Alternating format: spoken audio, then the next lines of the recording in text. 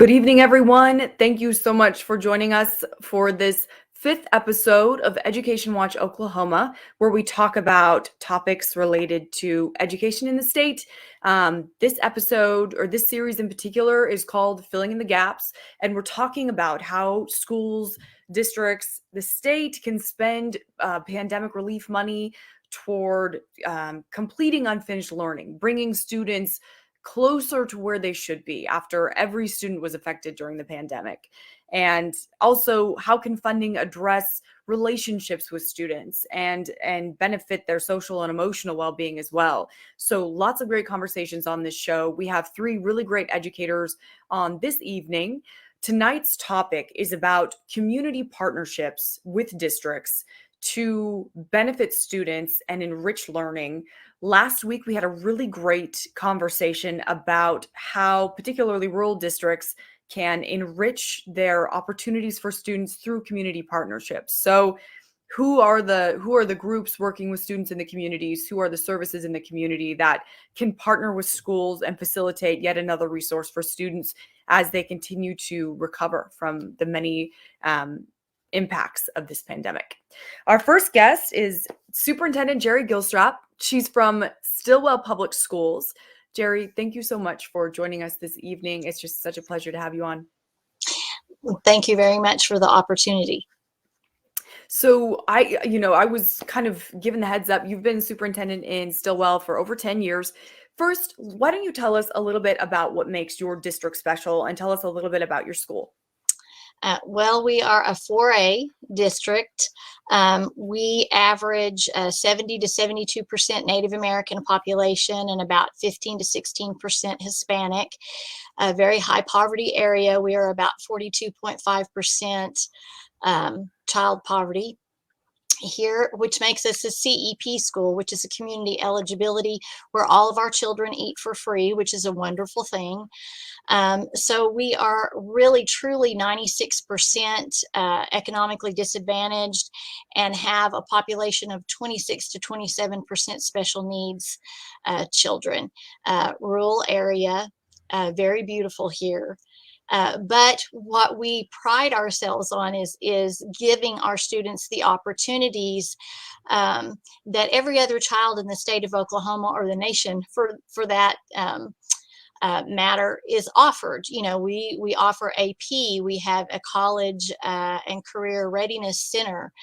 So we have a lot of things that we do offer that kind of set us apart, I feel like. Okay. And another thing that sets you apart, your partnerships with the community. Talk to me a little bit about the programs that your district has in place. Well, we have many programs in place. We have Cherokee Nation. We live in the heart of Cherokee Nation, and it's just beautiful here. And Cherokee Nation has helped us tremendously to get through COVID. From the very onset, Dr. David Gann, who is our epidemiologist, gave me his cell phone number. I could call him any time of the day. Of course, we were all learning about contact tracing. We were learning all of the protocols. We knew nothing. And so they really helped. They offered free COVID testing here at Wilma P. Mankiller Center in Stilwell. Didn't matter if you were a tribal citizen or not. Our students and staff were offered testing. They helped us trace. They gave vaccinations. They offered PPE supplies, water bottle filling stations, everything that we found out very quickly that we were going to need. And so they've been a vital partner during all of this, and we couldn't have done it without them. And now they're still, of course, we've partnered with them for a while. We're the heart of Cherokee Nation, but they are providing online tutoring for our students now. They provided hotspots, money for technology, wraparound services when our kids needed it, truancy services. So I really can't say enough about Cherokee Nation and the partnership that we have. It's just such a solid and rich partnership, and they just truly care about our kids and our community. We also partner, of course, with Chamber of Commerce and Kiwanis, who are local business and community leaders, and receive numerous phone calls from those folks from the very beginning. They're very involved, get a lot of input from them, present at their meetings a lot to give them updates. Phone calls, how can we help? You know, what can we do? Can we come read to kids, or what do you need? And so, and do a lot of community service with those people, couple with those people as well. Adair County DHS, Adair County Emergency Management, you know, helped pick up PPE and deliver to us. We had numerous chamber, Kiwanis, all these different partners come and help us pack lunches as we opened our cafeteria for, we're kind of a different bird here in Adair County. We have lots of K-8s that filter into our high school. So instead of opening all these kitchens for all these K-8 schools, we just offered our large kitchen. And so everybody could come and pick up their meals here. So we served probably 1,800 to 2,500 meals a day during this time. And so that's a lot of packing. That's a lot of packing meals. And because we're CEP and we had breakfast, lunch, and a dinner program, we packed all of those meals. And so we had the local judge, you know, just the community was really involved and helped come pack food on a daily basis. We have Schwann's right here in Stilwell, and their corporate office even made a phone call to my office and said, how can we help? What can we do? And so they provided free pizza. Perfect. Schwann's pizza. Crowd pleaser. So if nobody came through, you know, we had a larger number usually on Friday because they received, you know, what we had packed, and then also free pizza that hopefully would feed them as well on the weekend. And so, you know, DHS, we have LPCs on site because mental health is so, so important. We partner with Hope Rising, Dr. Chan Hellman. We did a book study. He did virtual PD for us. He was supposed to be here in person, and then the COVID hit. And so he did that virtually, and we offered it to the county. Oklahoma State Department of Health, and then our local Adair County Health Department also did PD virtual for the whole district to help us understand what the protocols were going to be. So shout out to Delby Walker and Joanne Lang for doing that for us. Just so many people stepped up. We have a large boys and girls club of Adair County, and they partner on grants with us. We're a big grant school. We write for a lot of grants, and we receive grants because we have, you know, as I gave you the statistics for Stilwell schools, then you can see we're a proponent for grants. And so we partner with a lot of Northeastern State University is 30 minutes away. And so they help us with literacy. They have a reading lab. They do professional development for our teachers for all subject areas, and can do it virtually and can do it online. They have placed people on campus so that our kids don't have to drive for concurrent classes. We also partner with Mid-America Christian, which you're probably maybe more familiar with, towards the Oklahoma City area.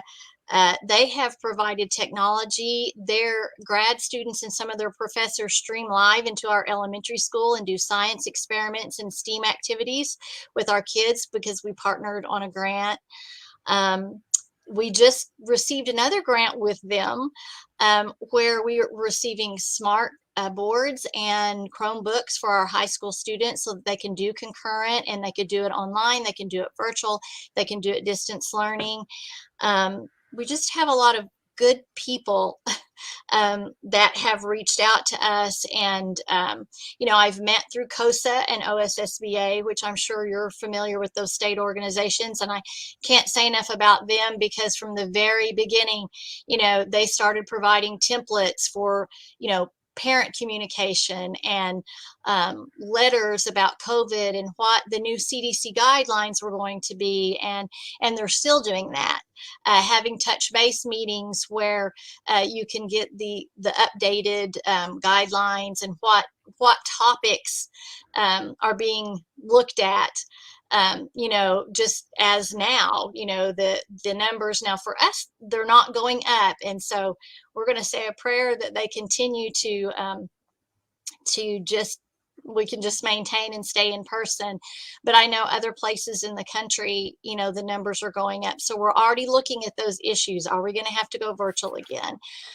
They came up with a virtual framework for us. So I can't say enough about those folks. Our Hope Coalition union schools reached out to us. We won a National Post-Secondary Institute, the NIPSE Award last year, because we do a good job with career awareness and college awareness and getting those kids to be work ready or college ready.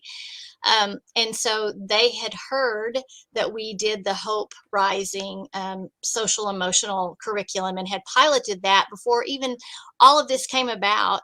And so we feel so fortunate that we were already on board with that. But so we belong to their Hope Coalition, and we share hope projects and talk about what can we do to give our kids hope and to allow them to realize that they do have hope for a great future. And that's been really at the forefront lately because of the social emotional, and COVID has taken an emotional toll on not only the students but the teachers as well. So we have numerous community partners that we've been very, very thankful for. Such a robust group. Oh my goodness. You have lots of support. You have lots of people that are on board with your district to provide such a wide variety of services. I'm curious, how did you were saying before we hopped on the call, you've been superintendent in Stilwell for over 10 years. For any districts who might be watching this, wondering how do you start those conversations with possible community partners? How do you identify grants that you could go in on together to apply for grant dollars? How do you facilitate those relationships, identifying needs to finding the right fit? I mean, talk to us about how do you get to the place that Stilwell is at, where you have a support in the community for such a wide variety of needs in the school? You have open communication. That's first and foremost. To build those relationships, you need to be very, very transparent. And when you become involved in the community, such as Chamber of Commerce and Kiwanis, you need to be involved. Those are the places that you go to, that you network with your community leaders and your business leaders, and they help get the message out there for your school district. You want the truth to be told. During COVID, you would receive phone calls, or on social media, they would say, oh, I think Stilwell High School has had 30 cases, that are positive COVID. Well, no, that wasn't true. But when you meet with your Kiwanis and your chamber members and those leaders on a regular basis, they know the truth and they help you be transparent in the community, because of course they go out and speak to other people. So it's really important to be as involved as you can. Grant support, we're very fortunate that we have a university 30 minutes away, and so we've got grant offices there. There are grant offices within Cherokee Nation, and so you have to get involved with your key stakeholders and communicate openly and give input, and they in turn will ask you. I sit on advisory council for NSU, and they want input. They want to know what your kids need, because they're going to be their future students. And so you just lots of open communication and dialogue and collaboration. And it doesn't hurt. My background is AP English, so the grant writing really began because I just have a background in that. And so just started out small and then went for some large grants, and then found out that, hey, we can do this. And so, I would encourage other districts out there that think that they can't do it. You can, and you just got to seek out help. If you don't have a background, where you have done that. And so I give people my information all the time if they want to call and speak with me, and I would be more than happy to do that with any district that needs help and would like to try their hand at that, because that's the very unique programs. We teach Cherokee. We have a large population of ELL. The programs that we have that help those kids are through grants, because we're poverty area, and so without that, some of those programs wouldn't exist. So, Can you picture Stilwell Schools with even half of its community partners? well, I think that we would do less, much less, without our community partners. It's a very caring community, and they love their kids, and that shows through the people that call and volunteer or just show up. They're just good people. And so, no, I really probably can't. I think it would be a different climate and a different place. Okay. And maybe touch a little bit on the benefit to students to not only receive resources through the school, but to receive resources through a variety of different organizations or just people volunteering to come pack food. I mean, what is that experience for the student? I think the students here are very aware of that, because they do, with Kiwanis, we have Key Club that's integral, and it's integrated with the Kiwana group. And so they do community service together. Our kids are very community service oriented, and they've just been raised that way. And so I think they completely understand what it is to not have things, and so they want to help other people. And so I don't know, I have such a heart for my kids, because they have such a heart for other people, and they know what that our community loves them. They can see that during COVID, because they were the kids that were coming through the line to get the food, so they saw who was standing on that line. They know who cares about them. And going back to Cherokee Nation, we average 70 to 72% Native American. And so, they have received other things for Cherokee Nation for which they are very grateful. So they're well aware of who's on their team. And they appreciate it very much, as do I. Okay. Superintendent Gilstrap, thank you so much for your time and your insight. And you offered yourself as a resource to any districts wanting to have a conversation about building community partnerships. I would say maybe could people contact you through the Stilwell School? Oh, absolutely. And, okay. Most superintendents know me. And so G. Gilstrap at stillwellk12.org. Okay. So call me anytime. Okay. Thank you so much. Have a great rest of your day. Thank you for the opportunity. Absolutely. My pleasure. So again, that was Superintendent Geri Gilstrap with Stilwell Public Schools. She just talked about a really robust environment of community partnerships that their district has established. And I think that's a helpful and hopeful insight for schools, or even, a local business that wants to reach out to its local school district to offer some sort of support. I think it's interesting to see and hear from a school leader who has facilitated so many great partnerships, a lot of those that have come with grant dollars that kind of make that work possible. And one of the takeaways I hoped for this episode tonight was for districts, maybe rural districts with fewer resources, who are looking to kind of develop some support around their school, I really wanted to kind of lift up some great examples. And that's how I've come to the guests who are here this evening. So if you want to get in touch with Superintendent Gilstrap for a conversation about how she's gone about facilitating a lot of these great partnerships with the Stilwell District, she has her email on here. And I also feel free to reach out to me and I can connect you. So we're not posting her contact information. You can reach out to me. My contact information will be posted on this story, and I'm happy to connect you with her, or of course through the Stilwell schools. Our next guest this evening, another superintendent, Matt Riggs, joining us now, superintendent of Macomb Public Schools. Matt, thank you so much for joining us this evening. Thank you. Superintendent Riggs, tell us a little bit about your district and what stands out. What should everybody know about Macomb? Well, we're a very small district, Pottawatomie County, just south of Shawnee, about 270 students, pre-K through 12.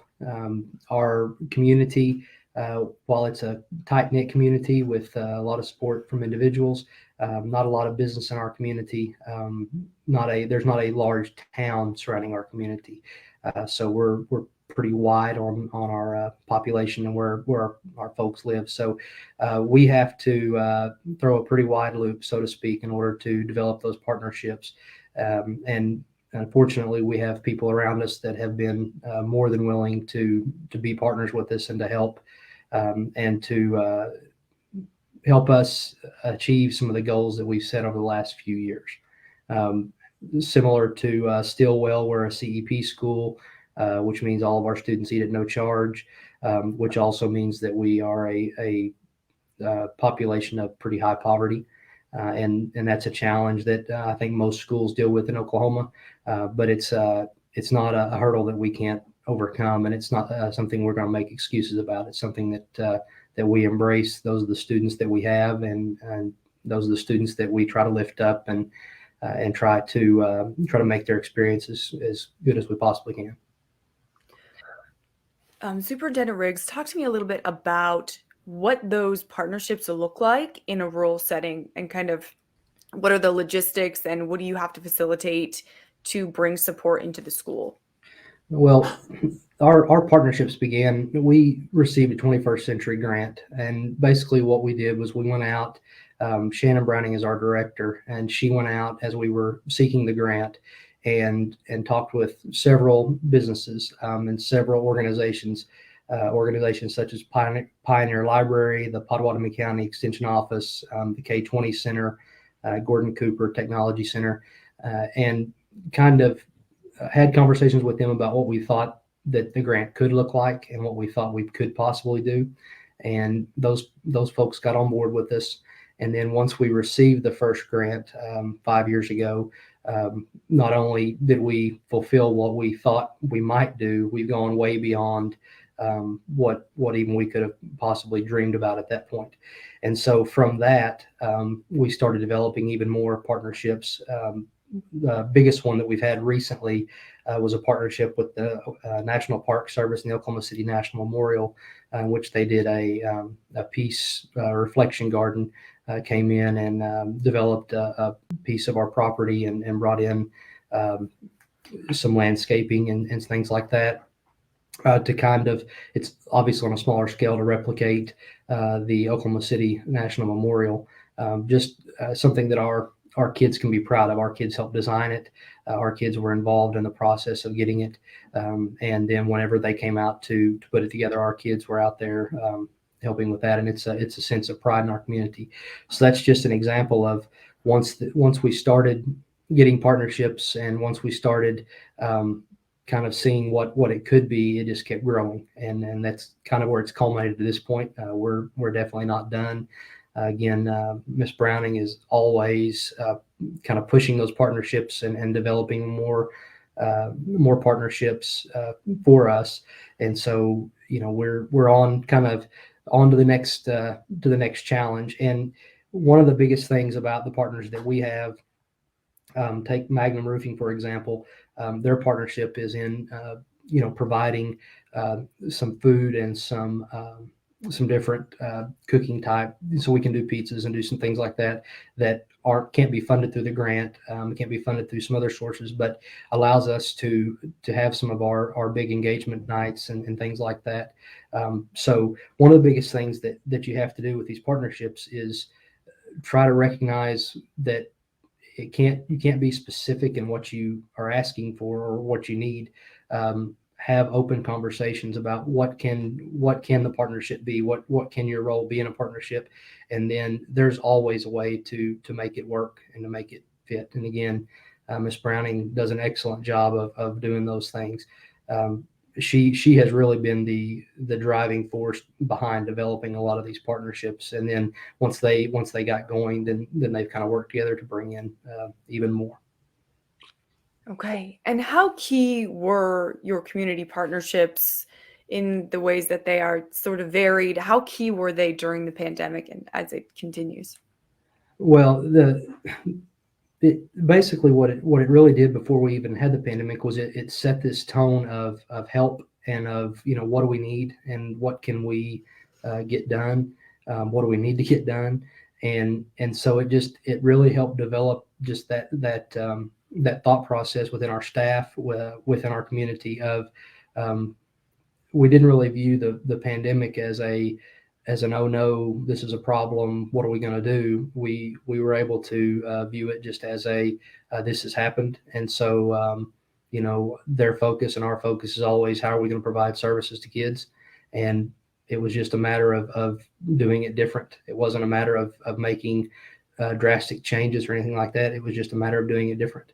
And without those partners that had already developed that kind of mindset and had been involved in that, I think it would have been a bigger challenge.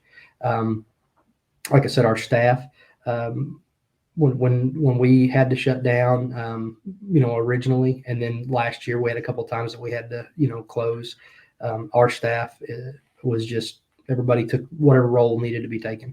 If we needed to serve meals, the staff members were there. If we needed to help box meals, the staff members were there. And then some of our local churches, the Romulus Baptist Church, the Macomb Baptist Church, the Tribute Community Church, was always willing to help us get those things out. Wanted to know what we needed, what our kids needed. And then once we would let them know, they just found a way to get those things and to get those things out. And so, the partners, again, it wasn't a major change. It was just doing it different to provide those services. So I don't feel like we missed a beat during the pandemic, because it was that culture had already been developed by these partners and what they wanted to do. And how do you feel students are benefited, like Superintendent Gilstrap was saying, both in seeing the people who are involved with, providing meals or serving or whatever that may be. But I guess how does that enrich their experience? And, maybe we're talking about unfinished learning. We're talking about social and emotional well-being of kids on this show. How do those partnerships contribute to better outcomes in those areas? Well, I think that, one of the things that with these partnerships is so your kids at school see your staff, and they see them as educators and as professionals, but a lot of times that doesn't necessarily let them see things beyond Macomb. And one of the things that the partnerships have done is it's allowed our kids to see what life can be like outside of the Macomb district, and outside of maybe what they even thought was possible. And so just being able to see those people and their roles, and seeing what is possible. Again, going back to the 21st Century Grant, and I know that we're talking about COVID, but going back to our 21st Century Grant, it's amazing to me to see how many interests that our students have, that we had no idea that they had those interests. But when they came in, when we would bring a community partner in, just for example, quilting. We have a lady that does quilting and teaches a quilting class as part of our 21st Century program. And we had several students that jumped at that opportunity, and we would have never known that was something that they were interested in. we have a student that just recently graduated that he wasn't in our 21st century program, but he was in as a teacher, as a high school student. He also taught and learned to fly drones, and developed some interest in that, and now is in the military, and is that's what he's doing in the military. And that young man would have done well no matter what. But I can't help but think that exposure, through those community partners, gave him, I don't know if it gave him the confidence, or maybe just gave him the the insight into that, maybe something he wants to do. And so I think the biggest thing as far as enriching our kids with our partners is they just see other people outside of what they see every day, and they see what those people can do, what they're doing. And I think it piques interest. And then I think that just spreads, through their imagination, through their mind of, maybe that's something I'm interested in. And then it just kind of, it's a domino effect. It just kind of connects the dots of what it can be. I will say this, that when we were doing the delivery of meals, and we would have staff members deliver meals, the reception from our students was really positive. So a lot of them, they hadn't seen some of those teachers, because we had shut down or what have you. And so when they would actually get to see their teacher out there, delivering meals to their area, it helped develop some of that, some of that one-on-one conversation. And then, we really, whenever this all happened and we had to shift to virtual, I think we were as prepared as we thought we could be, but I don't think anybody was prepared for this. And so, our partnership with the K-20 Center, and with Educational Consulting Service through our SIG grant that we had, that was really able to help us develop ways to communicate electronically, if you will, with our students and with their families. And we have seen that. We saw our parent contact and our interest with parents and our conversations with parents. We actually saw those things increase because of the different ways to connect, instead of just having to call up here, or just a parent teacher conference twice a year. It was something that they could do in person, face to face, via, I shouldn't say in person, but face to face, via technology. They could do that from their home. And I think that it really helped develop and strengthen some relationships. So I think those partnerships that we have had have made it to where COVID has been something that we've been able to build off of, instead of necessarily being a setback. Yeah, I could see that.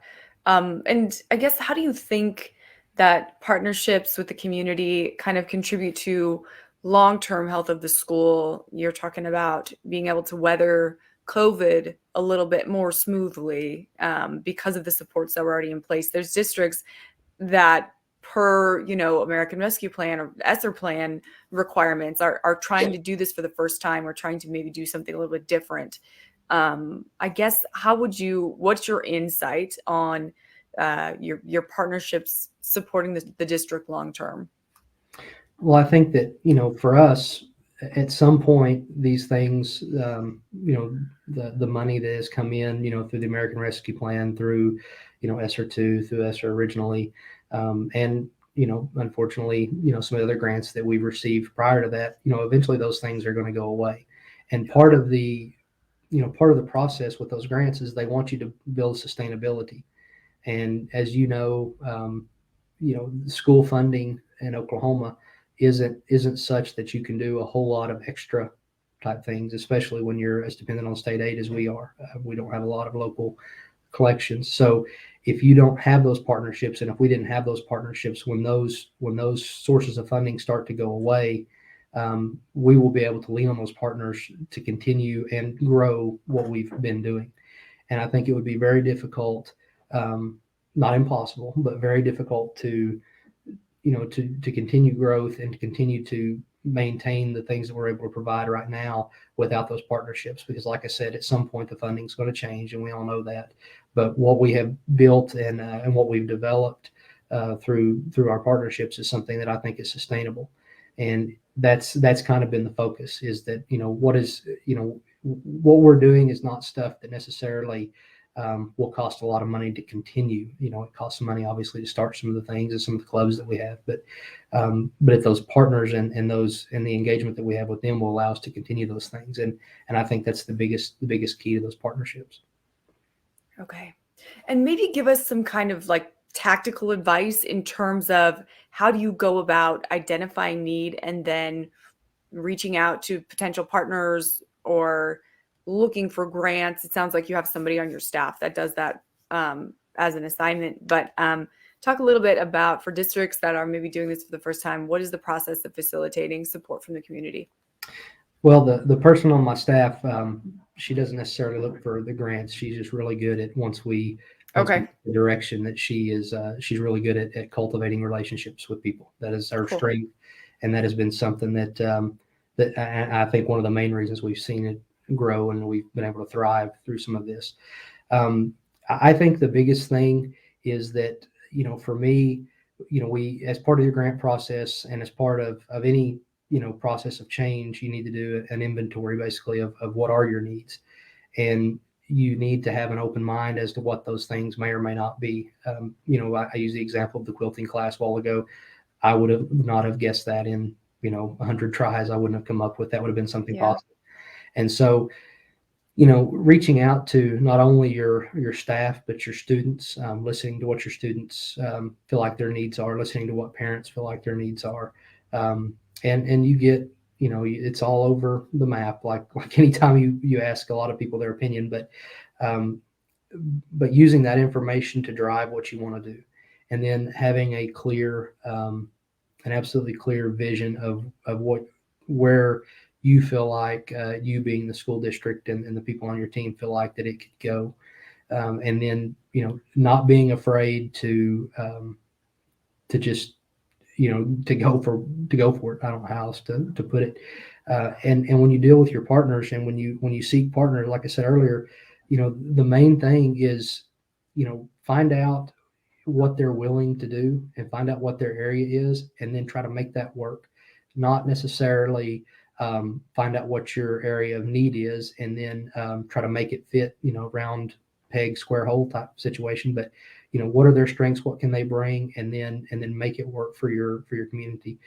What I have, what I don't know that I knew before this was that people are willing to help schools and people are willing to help kids, and they want to. And a lot of the things that you run into are that people don't know. They just don't know how or where to start, you know, and where to go. And so being able to have those conversations and being able to build momentum is the biggest, you know, is the biggest thing. And then, like I said, having somebody on your staff, or whether it's you or somebody that you have that is really good at developing and cultivating relationships, that is the biggest thing that you can do to build your partnerships and strengthen them. Okay. Superintendent Riggs, thank you so much for joining us this evening and for all of the great insight about Macomb. I really appreciate you coming on. Well, thank you. Okay. One thing I'm kind of, my interest is a little bit piqued by the broad diversity of ways that districts are suggested to support schools and then practically are at Stilwell and Macomb. I'm thinking of a quote from Carolyn Shaw in our episode last week. She's with the Opportunity Project, which is kind of an enrichment project out of Tulsa, but she talked about, we're having this conversation about facilitating partnerships in the community. And she mentioned, you know, like if you have a dance studio, I think she mentioned, like, if you have horses, if you have something, you know, it might not have been horses. I don't know where I'm thinking of that. But if you have something that you do in your community and you're thinking about ways to support schools, there really is no wrong answer. Is it quilting? Is it, you know, we need hands to help pack up and serve meals during a pandemic? You know, there really seems to be no wrong answer in terms of the variety of ways that another professional, a company, a business could come in and offer something that enriches learning and enriches the community the community that wraps around students. So super excited to hear from both Superintendent Gilstrap and Superintendent Riggs. And next we have Chase Payne from Colcord, who is the Afterschool Program Director at that district. Chase, thank you for being with us. Thank you for inviting me on. Yeah, absolutely. Okay, so we started out checking with everybody. What's something cool about Colcord that we need to know? So we're just as the other two districts have talked about. We're rural, we're small, a little bigger than Macomb, but definitely much smaller than Stilwell. We're right here out on the state line between Oklahoma and Arkansas, so that gives us some interesting dynamics and opportunities. Okay, so tell us about your after-school program. Gotcha. So we about 6 years ago began or 7 years ago began the process of applying for the 21st Century Grant. At the time, we were a failing school, and our superintendent, Mr. Simmons, was looking for ways to improve the programs and to improve offerings here in the school. And he brought together many out of the community to look at how they could come together. And I was a part of that process, but I wasn't at the time part of that process from the school side. I was coming in as one of the community partners. And so it's been a fun process to see over the past 5 years, especially the 4 previous to the pandemic there. With the after school program, we saw our elementary site go from a failing school up to a B school. And a whole lot of that's contributed to the after school program and providing a safe place for kids to continue to be engaged in learning while their parents are still working. Many of our kids were riding the bus home to their houses, to an empty house, to unsupervised opportunities that was not helping develop who they were or who they could be. And our after school program is called the Hornets of Character. And we look at building into our students of who they can become, not just who they are right now or who they see themselves.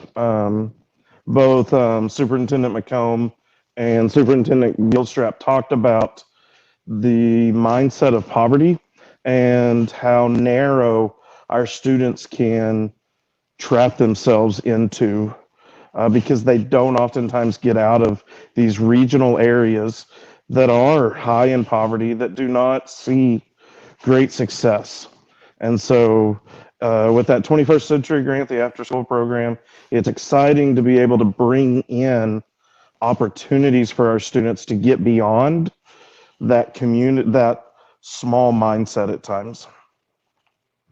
Interesting. So you're seeing, maybe a couple hours after school, not only kind of offering a little bit of a maybe practical safety structure, supervision, those types of things, but also a broadened perspective. Absolutely. So talk to me a little bit about, so you say you entered into your district as a community provider, and talk about how you personally kind of went on a journey to now being a part of the district. Yeah, I was with the community, one of our community partners with New Life Ranch. They are a local Christian youth camp and retreat center in our area. And previous to the pandemic, they were very invested in our community. They were running programming as a partner and using horses, like you were talking about a minute ago, as a bridge to build relationships with students. And they had over 70 different people they recruited to come in at their facility and work with some of our students. And so that's who I was a part of, or what I was with beforehand. But the pandemic affected them greatly, and they chose to move away from that area of ministry. And so at the same time, the gentleman that was our the director at the time was stepping away from the school district, and it made a natural fit. And I moved over into the director of this position of our after school program, and continue to work with New Life Ranch as a partner and many of our other partners. One of the things that I have really enjoyed over the years, I recruited mentors back with New Life, is bringing people together and using people's strengths in a way to develop other young men and young women. So I get the opportunity, like Superintendent Riggs was talking about with their director, to build those relationships in the community. You were talking about those community partners. You were talking about those opportunities. One of the things that I find extremely important in building those relationships and finding those partners is spending time with them, but listening, hearing what they're passionate about, what they do well, what they love, what sparks their interest, and finding ways to bring that into our program. So we've got a gentleman that is a mechanic, and he comes into our program once a week, pulls out a group of students, and it's called a small engine club. Last semester, they brought out a go-kart that gentleman did, and that group of students rebuilt that go-kart, and then by the end of the semester, they had it running, and they got to drive it out around our bus lot and had a lot of fun as those students, not only getting to drive a go-kart that's not quite normal for them to get to do, but also Yeah. it's the work of their hands putting it together. And that's just one of our examples of ways that we're able to use not only individuals, but different entities around our area. How do you see your students respond in kind of those after school hours where they're at school, but it's a different vibe? It's not like your teacher in the classroom. I guess, how do you see your students behave? Do they come out of their shell? What do they seem to be experiencing in that program? We get to see a different side of our students than typically the school day teacher gets to see. We get to do these fun activities that aren't got to experience during the day because they're working on standards that they have to. And so those students really come alive. Really, you see these shy students that you can see are kind of definitely withdrawn during the day, come out of their shells and build relationships with different people that are coming in. We get the privilege, we're, like I said, on the state line, and over in Siloam Springs is John Brown University. And over the years, we've had a great relationship with John Brown University. Their women's soccer team comes out every spring semester and volunteers in our program and just gets to hang out with the kids. They'll play soccer with them. They'll draw and play with the art stuff with them at times, or whatever that JVU student wants to do. We often give them those opportunities, and those kids come out of their shells. I remember that when I ran the mentoring program and those students, JVU students, were coming in, I often had a little bit of a challenge getting my students coming to our program when the JVU soccer team was here. They love having people come in from outside their community to love on them and to have fun. Yeah. And that's just great exposure to, like, here's life as a university student. Here's, look at them hanging out. It's a whole different exposure. Absolutely. Very cool. Sorry to interrupt, but No, go you had ahead. talked about kind of that difference that we get to see. One thing that's unique probably about our program, and it's because of I'm not this education guy from the beginning. Over my staff that comes in to run my after school program, most of them aren't school day staff. I keep my school day teachers in as much as I can for homework and tutoring, but I'm able to bring in outside people, community members, to come in and to run the programming. And so in Siloam Springs, there's a new pottery studio. So the Superintendent Riggs talked about the quilting.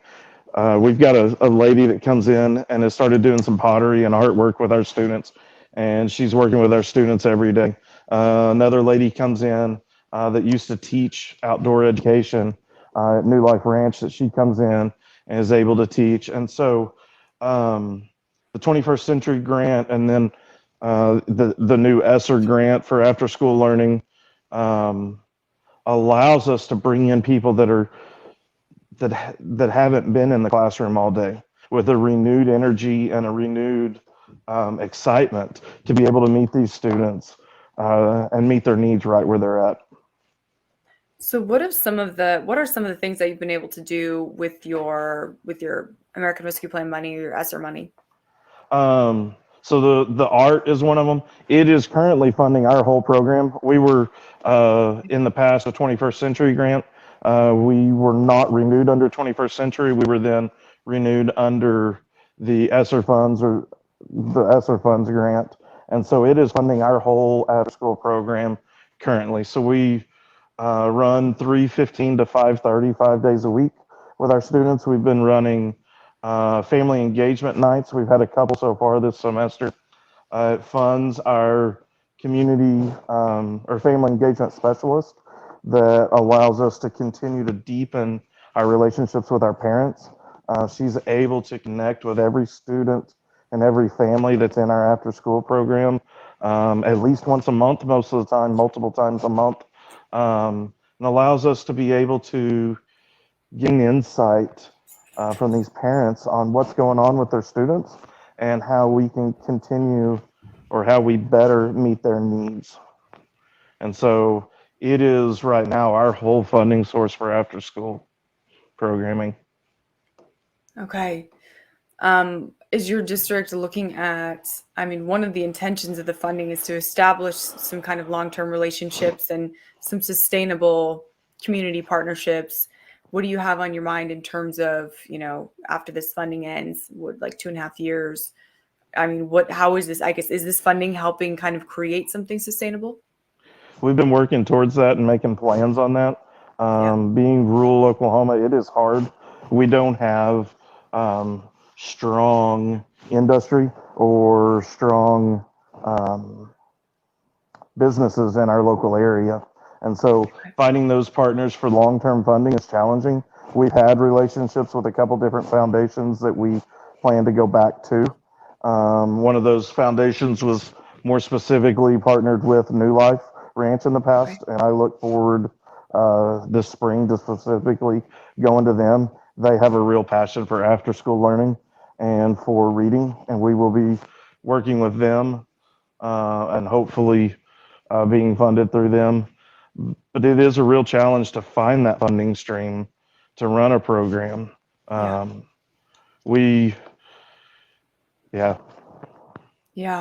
Talk about a little bit. So you're not the only rural district that's dealing with the logistics of building community partnerships, getting people to come to the school, or, just connecting with, if you're in a rural area and there's, maybe 10 local businesses and everybody's driving to Tulsa for their other supplies, their shopping. I mean, talk a little bit about what those barriers are and, so let's start with what those barriers are, and then we can talk a little bit about how you've addressed them or what you're considering.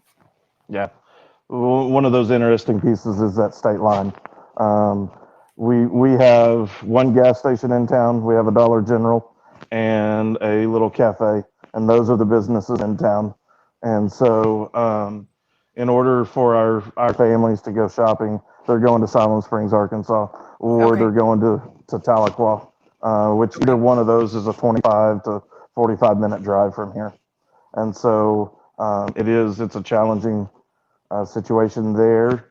And then oftentimes that state line it's an invisible barrier that oftentimes people don't want to cross. And it's really interesting. We've been able to build those relationships enough to get people crossing, but it's challenging at times, definitely. Interesting. Okay. Well, Chase, thank you so much for coming on and for your insights and for sharing about this great program that you've established. Kids are lucky to have you. Thank you again for coming on. And we just really appreciate all the insights. Thank you, ma'am, for having us. Absolutely. So for anybody who just jumped on maybe midway through the stream, just really quick, before we wrap the show, I'll walk you through who we hosted tonight. We had the Superintendent of Stilwell Public Schools, Geri Gilstrap, and she has a district with a bunch of really robust partnerships, and she talked about different ways that school districts can establish community partnerships that support functions within the school, that enrich student learning, that help with food services, just a variety of of things. She talked about, partnering for grants and kind of approaches that the district or partners could take in order to kind of establish these partnerships. This is an important topic right now in terms of schools sustainably recovering from the pandemic and kind of getting supports in place for services or enriched learning that will support students beyond the end of this ESSER funding, which expires in 2.5 years. So again, the premise of the show, the kind of overarching premise is, what are the best ways that districts can spend about $1.5 billion of federal pandemic relief, which had like a 3-year time frame on it to be spent. So there's lots of different projects that are coming out, but one of the intentions of the funding was to see if districts can find ways to establish sustainable solutions to some of the issues. There's always food insecurity. There's a lot of social and emotional problems with students right now. There's staffing fatigue. There's a lot of need in districts. But tonight we also heard about a lot of really cool solutions and a lot of really great partnerships that districts statewide have been able to establish just with their local businesses, with community members. We heard from Superintendent Matt Riggs in Macomb about ways that their district, very rural, has gone to great lengths to establish, projects with like the Oklahoma City Memorial and kind of enrich the experience and the learning of their students. He talked about a woman who's coming in and teaching quilting, and he said he was surprised that the kids, it was a hit and they were all about it. And I think it's so kids, it's so funny to think about, the thing that they would jump on and be excited about. But if it's a hobby that they don't get to do otherwise, or they don't know anybody in their life that quilts, it's exciting, it's cool, and it's one more person in the community that's coming in and showing that they care. And then we also talked with Chase Payne. He's with Colcord Public Schools. They are north of Tahlequah. They're on the Arkansas-Oklahoma border. And so they've got an interesting dynamic there, like he was just talking about. But Chase runs an after-school program that's, I've heard great reviews about it, which is why I invited him on the show, and was excited to hear from him about what those after-school hours, now funded by ESSER money, mean to students. But also, we talked a little bit about some of the challenges of maintaining these community partnerships without, this kind of incredible amount of money that's come with the pandemic, which also is an incredible opportunity to establish some really sustainable programming that the students in Colcord will benefit, that students could benefit from into the future. So he talked about their after school program being kind of a great exposure for life outside of the region that many of these kids grow up in, and just sort of piquing interest about the world out there. And he talked about these kids are different when they're in their after school program with their after school program staff, and the staff gets to see another side of them. So I think that's really cool.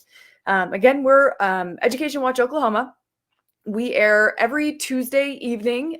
We talk about education topics. Right now we're really focusing on pandemic related recovery spending programs. It's been really cool to hear about this kind of community partnership aspect of its stakeholders are required to provide input for schools submitting some of their spending plans. I won't go into too much detail about it, but community partnerships is a big topic right now with districts that are trying to find ways to overcome some really difficult moments in a really difficult situation with the pandemic. The districts that we had on this evening already have some really cool established programs, which is why I wanted to feature them, just kind of as good examples. And like Superintendent Gilstrap said, it's possible if you're a rural district or a family member of a student or a small business that wants to support the school but not quite sure where to start. She just said, it's possible to build these relationships with the community and bring in a more enriched experience, support for the staff, support for the district through community members who are already there in the area. So she also offered to get in touch with anybody who wants to have a conversation. Feel free to reach out to me. My information will be in the post with this show. So for Education Watch Oklahoma, I'm Augusta McDonald. Thank you all so much for joining me this evening.